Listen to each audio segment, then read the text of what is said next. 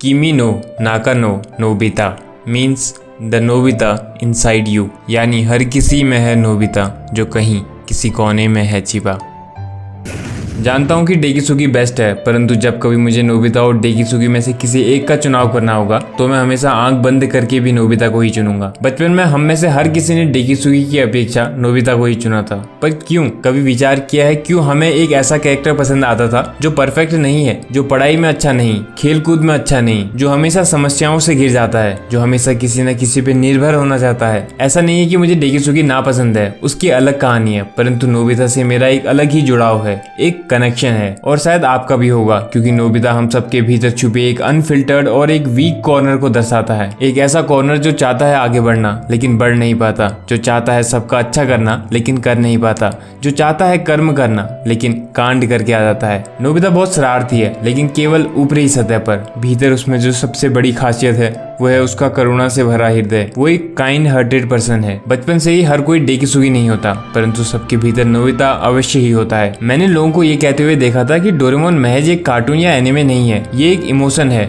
पहले मुझे ये समझ नहीं आता था, लेकिन जैसे जैसे डोरेमोन शो को समझने लगा तब मुझे समझ आया कि ये लाइन क्यों बोली गई है। आज भी जब कभी डोरेमोन का इंट्रो सॉन्ग बजता है तो मैं एक्साइटेड हो जाता हूँ। शो को केवल देखना एक बात है, और शो को और उसके कैरेक्टर को समझ जाना, उनको फील करना, ये एक दूसरी ही गहरी बात है। अगर आप खुद के ऊपर गौर करोगे तो आपको अपने अंदर एक ऐसी साइड दिखाई देगी जो इमोशनल है, जिसमें बहुत कमियां हैं, जिसको बस सोना पसंद है, जिसको ना चाहते हुए भी जलन होती है, गुस्सा आता है, जो किसी पर निर्भर होना चाहता है, जिसको काम टालने की आदत है, जो अक्सर गलतियां करता है, लोगों से धोखा खाने के बाद भी उन पे भरोसा कर लेता है, जो डीप डाउन सबका अच्छा चाहता है, जो दूसरों के लिए अपनी विशेष को त्याग सकता है। ये जो साइड है यही नोबिता है। हमें नोबिता से डेकिसुगी नहीं बनना है, बल्कि अपने अंदर की शक्तियों को जानकर इस नोबिता से इस नोबिता में बदल जाना है। लेकिन क्या ये वास्तव में संभव है या फिर सिर्फ कहानियों में ही होता है?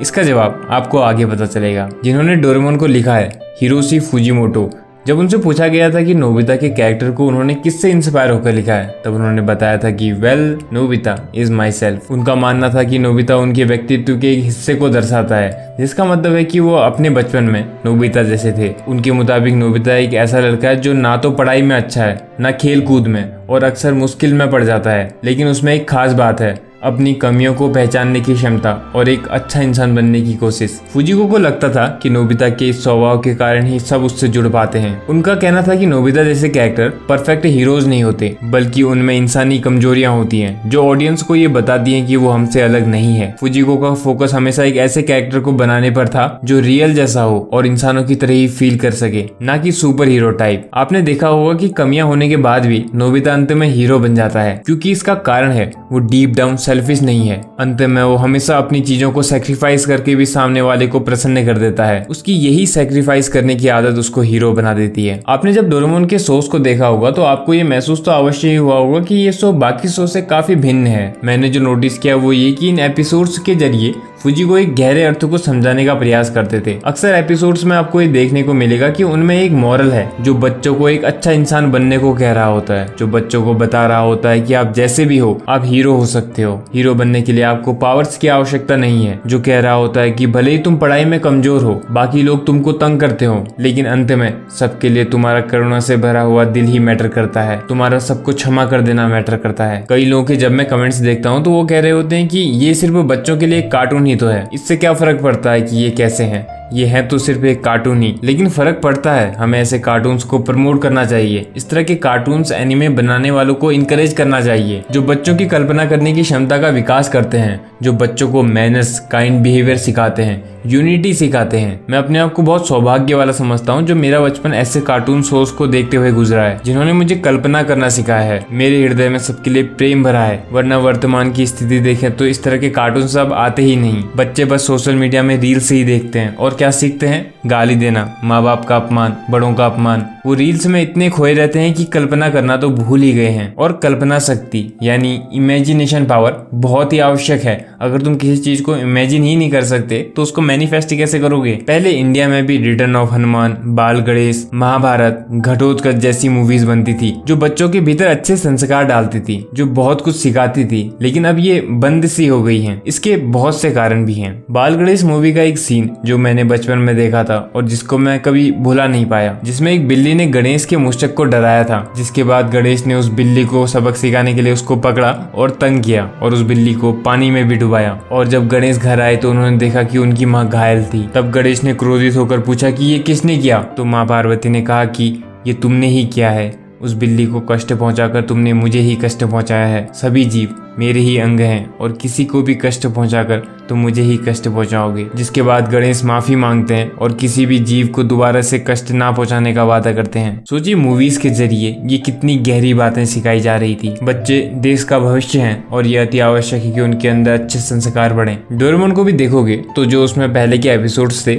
उसमें एक गहराई थी। इसका कारण है कि वो फुजिको द्वारा बहुत प्यार से, बहुत डेडिकेट होकर लिखे गए थे। उनको इस काम से इतना प्रेम था कि अंत समय में भी उनके डेस्क पर डोरेमोन की एक मूवी की अधूरी कहानी पड़ी थी, जिसको अधूरा छोड़ के ही वो चले गए थे। उनकी मृत्यु के बाद आजकल के जो न्यू एपिसोड्स हैं वो फीके हैं। उनका ना एनिमेशन ही पसंद आता है, ना स्टोरी, और ह्यूमर जैसी चीज तो होती ही नहीं उनमें। वो ऐसे हो चुके हैं मानो सिर्फ बच्चों के दिल बहलाने के लिए बनाए गए हों, ना कि उनको कुछ सिखाने को। पहले के एपिसोड्स बच्चों के साथ साथ बड़ों के लिए भी थे। फुजिको ने शिजुका को एक आदर्श लड़की, आइडियल गर्ल के रूप में डिस्क्राइब किया था। उन्होंने उसको एक अच्छे दिल की लड़की के रूप में बनाया था, जो हमें पहले के एपिसोड्स में अच्छे से देखने को मिलता भी है। लेकिन न्यू एपिसोड्स में शिजुका के कैरेक्टर को कुछ का कुछ ही बना दिया है। न्यू एपिसोड्स को देखकर ही कमेंट्स में बच्चे उसको बुरा बोलते हैं। मैं अब जब कभी ओल्ड एपिसोड देखता हूँ तो उनमें एक गहरी चीजों को नोटिस करता हूँ। जैसे एक मिसाइल वाला एपिसोड है जिसमें नोबिता अपने यार्ड में मिसाइल फिट कर देता है और जो भी उसको तंग करता है उसके ऊपर मिसाइल छोड़ देता है। जियान और सुनियो ये मिसाइल चुरा लेते हैं और अपने यार्ड में भी फिट कर देते हैं। देन नोबिता, डोरेमोन और जियान सुनियो अपनी मिसाइल के साथ वॉर के लिए आमने सामने खड़े होते हैं। लेकिन फिर दोनों को समझ आता है कि मिसाइल का प्रयोग कर अंत में तबाही ही होगी और जिससे दोनों घायल होंगे। इसलिए वो हाथ मिलाकर समझौता कर लेते हैं और मिसाइल के रिमोट को पानी में फेंककर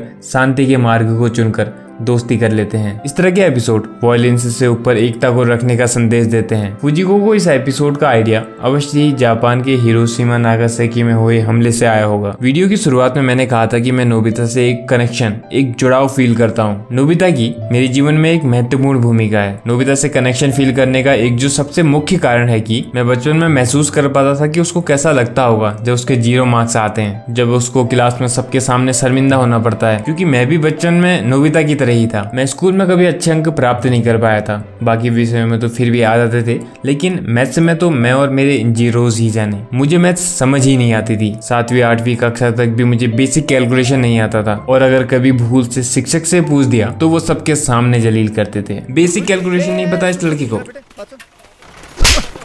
इसलिए इस भाई से मैं पूछता ही नहीं था। मैथ्स का होमवर्क तो मैं हमेशा असेंबली के समय अपने दोस्त की नोटबुक से कॉपी करता था। वो डेगी जैसा था और कभी कभी अब्सेंट भी हो जाता था। मैंने अपने मैथ्स के टीचर से होमवर्क ना करने की वजह से इतनी मार खाई है कि जिसको मैं शब्दों में बता भी नहीं सकता। हाँ, हमारे समय में मारपीट हुआ करती थी। इसके साथ ही खेल कूद में भी नोबिता जैसे ही हाल थे। ना फुटबॉल खेल पाता था, ना क्रिकेट। कैच कर पाना तो असंभव ही था मेरे लिए। मैं इस उम्मीद में फील्डिंग करता था कि मेरे पास कैच ना आए बस। और पहले हाइट छोटी थी तो अक्सर साथ वालों से मार भी खाया करता था, खासकर उन बच्चों से जो एक क्लास फेल होकर तुम्हारी क्लास वाले बन जाते हैं। मुझे गेम से खेलना बहुत पसंद था। मेरे पास एक पुराना लैपटॉप था जिसमें GTA, स्मैक पेंट, WWE जैसे गेमों को खेला करता था। मैं पढ़ाई को तो टालते ही रहता था। दिन में रात के लिए टाल दिया करता था और रात को एग्जाम से पहले दिन की सुबह के लिए टाल देता था। लेकिन इन सब चीजों में परिवर्तन आ गया था जब मैं 11th क्लास में गया। नोबिता में डोरेमोन उनके चले जाने की वजह से आया था, पर मेरे कुछ और ही कारण थे जिनको मैं फिर कभी बताऊंगा। मैंने न्यू स्कूल में एडमिशन लिया जहां अल्फाबेटिकल ऑर्डर में सीट में बैठाया गया। मुझे लास्ट बेंच मिली थी क्योंकि मेरा नाम वी से शुरू होता है। फैक्ट्री के बदले मुझे वासु भी कह सकते हो। मैं इस क्षण का बहुत लंबे समय से इंतजार कर रहा था।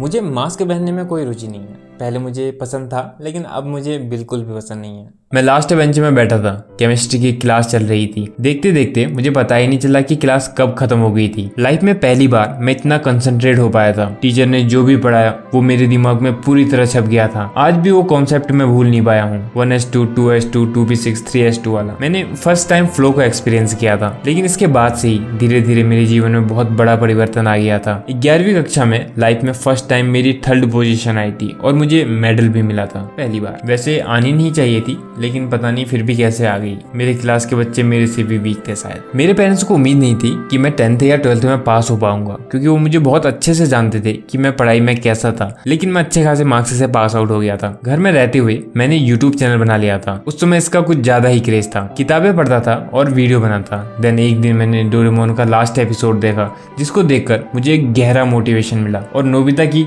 मुझे मार्क्स से ज्यादा नॉलेज से मतलब है वाली पंक्ति मेरे मस्तिष्क में छप गई थी। मुझे अंदर ही अंदर फील हुआ कि नोबिता कर सकता है तो मैं क्यों नहीं। मैंने उस एपिसोड के ऊपर वीडियो बनाई और यूट्यूब में डाली, जिसको बहुत सारे लोगों ने पसंद किया, जो बताती है कि कितने सारे लोग नोबिता से कनेक्ट करते हैं। इसके बाद से ही मैंने योजना बनाई कि मैं सबसे उच्च विषय का नॉलेज लूंगा, और उसको खोजते खोजते मैं शास्त्रों में भी पहुंच गया था। दैट्स व्हाई मेरी पहले की कुछ शॉर्ट्स गीता के ऊपर भी हैं। अब मैं एक ऐसी स्टेज में हूँ जहाँ मैं दुखी नहीं होता। मैं अपनी लाइफ से पूरी तरह संतुष्ट हो चुका हूँ। अब कुछ खास डिजायर भी नहीं है मेरे। वैसे तो कुछ नहीं चाहिए, लेकिन अगर कोई चीज मुझे खुद से मिल जाती है तो मैं उसको मना भी नहीं करता हूँ। जैसे रिश्तेदार अगर पैसे दे जाएं तो। अब नोबिता का भविष्य कैसा रहा वो हमें पता है, लेकिन अब मेरा कैसा रहेगा या आप लोगों का कैसा रहेगा वो हमें बाद में ही पता चलेगा। इन चीजों को बताने का कारण ये है कि स्वयं को बदला जा सकता है। कमजोर से कमजोर भी मजबूत बन सकता है। हमें बस अपनी शक्तियों को पहचानना है, मानसिकता को तैयार करना है। कोई आइडियल व्यक्ति मिल जाए तो वो आपको आपकी शक्तियों को पहचानने में बहुत सहायता कर देगा। जैसे पहले मुझे कभी लगता ही नहीं था कि मैं भी कभी खुद को बदल पाऊंगा या नहीं, लेकिन मेरे अंदर एक डिजायर थी कि हाँ मैं कर लूंगा। इस सफर में मुझे फिर एक ऐसे व्यक्ति भी मिले जिनके लिए मैं कह सकता हूँ कि अभी तक मैं जितनों से भी मिला हूँ उन सब में वो सबसे महान व्यक्ति होंगे, जिनके बारे में मैं कभी बाद में बताऊंगा। तो आप जैसे हो, हीरो हो, आपको अपने अंदर के हायर सेल्फ को बाहर लाना है। इसके लिए आपको बहुत से त्याग भी करने पड़ सकते हैं, जैसे नींद, स्वाद, कंफर्ट, ईगो और कई बार तो अपने पसंदीदा लोग भी, जैसे नोबिता ने किया था। आपको कोई भी सुपर पावर्स की आवश्यकता नहीं है। आपका अच्छा दिल ही आपकी पावर है। एक हीरो की तरह ही जियो। कई बार नोबिता की तरह ही आपको सामने वाले की खुशी के लिए अपनी चीजों को छोड़ना पड़ेगा, तो मुस्कुरा के छोड़ देना बिना एक्सपेक्टेशन के, क्योंकि बाहर से भले ही सबको नायक का जीवन सरल लगे, परंतु सच तो यह है कि एक नायक को ही सबसे अधिक त्याग करना होता है। नोबिता में नोबी शब्द का अर्थ होता है बढ़ना या विकास करना, ग्रो करना। ये नाम नोबिता के कैरेक्टर को बहुत ही कुशलता से दर्शाता है। तो हर कोई जो विकास करेगा वो नोबिता है। तो जैसे वीडियो शुरू की थी वैसे ही खत्म करते हैं, यानी हर किसी में है नोबिता, जो कहीं किसी कोने में है छिपा। जल्द मिलते हैं।